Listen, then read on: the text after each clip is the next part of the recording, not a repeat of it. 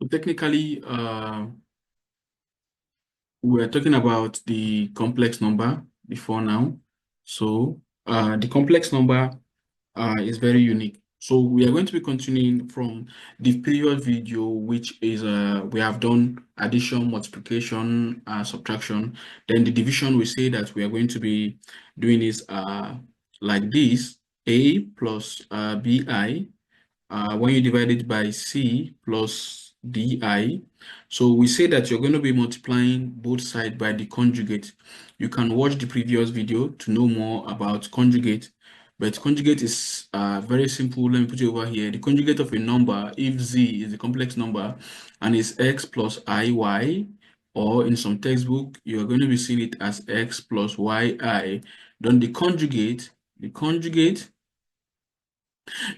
of this is going to be z asterisk, or in some textbook, you can see it as z bar is the conjugate. Then this is just going to be x minus yi. So technically here, we're going to be multiplying it by c minus di, which is the conjugate of the denominator, c minus di. So this is going to be giving us, let's multiply together. We're going to be having ac, right? So let's multiply this and this. This and this is going to give us minus bd, then I squared. And we can recall that I squared is equal to minus 1. So we have bd I squared instead of the negative here. Since we have minus 1 multiplying bd, then we're going to be having plus 1, right? Good. So the denominator here is going to be, let's try and get what the denominator is going to be: c squared, then this and this is going to give minus cdi. This and this is going to give us plus cdi. Then this and this is going to give us what? Now it's going to give us minus di squared. I squared is minus 1, so this is plus cdi. So we're going to be having c squared plus d squared. Technically, the other part also is going to be having the same denominator because that is the common denominator for the both sides. Then the other element is going to be b multiplied by c, which we have done before. Then this multiplied by this is going to be giving us minus a, and then d is going to be giving us minus. It's going to be give us minus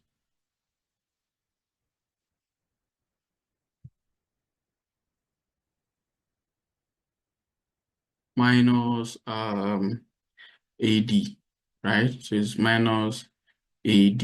Good. So this is what we're going to be having at the end of the day. But basically, we're going to be moving straight to some examples. So let's see if we have 1 plus 2i, and this is supposed to multiply 3 minus I. So basically, we're going to be having 1 multiplied by 3, right? 1 multiplied by 3, then we have plus 1 multiplied by minus I, right? We're done with 1. Let's take out this one. We're going to be having plus 2i multiplied by 3. Then lastly, we're going to be having plus 2i multiplied by minus I. So this is simple. We're going to have 3 here. Here we're going to have minus I. Here we're going to have in plus 6i. Then here we're going to be having 2, negative 2 multiplied by this negative 2. Then we'll have I squared. I squared is negative 1, right? I squared is negative 1. So here's going to be positive 2. So we're going to be left with 3 plus 2, which is 5. Then we have minus I plus 6i. Then this is minus 5i. So I think it's straightforward. Then you can do this for other examples. Good. Now we have a very fantastic example over here. Now, there's a problem. It says find all those z. So we're talking about find all those complex number that satisfy this particular equation, that satisfy z squared is equal to I. Now find all the numbers where possible where this is satisfied. Now we have a technical problem over here, right? So how can you be able to solve this particular kind of problem? Now you recall that for every complex number, we can always write this complex number z in the form of what? A plus bi. Why?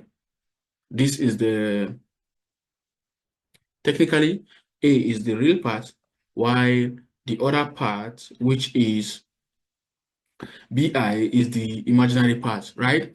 So if we want to solve that particular equation, what are we going to be doing? We're going to be looking for every possible cases to solve for z squared to give us I. So technically we have, if this is what we have, then z squared is going to be what? A plus bi all squared, right? So if we square this, what are we going to be having? Now we expand this, we're going to be having a squared plus 2abi, right? Then we're going to be having plus bi also all squared. So at the end of the day, we're going to be having a squared plus 2abi. Then I squared is technically minus 1. So we're going to be having minus b squared, because I remember I squared is minus 1. So our z squared is just going to be a squared minus b squared, then plus 2abi.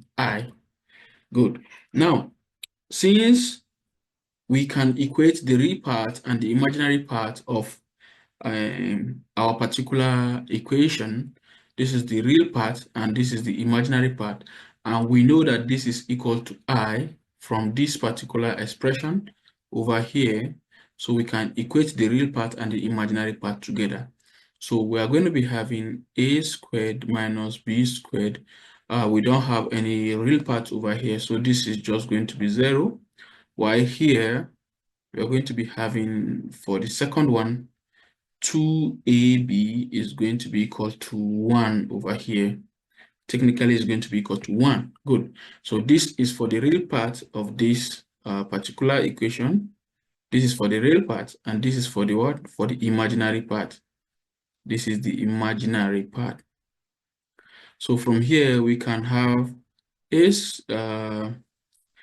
squared. This is equal to b squared. So we can have b to be equal to plus or minus a over here, right?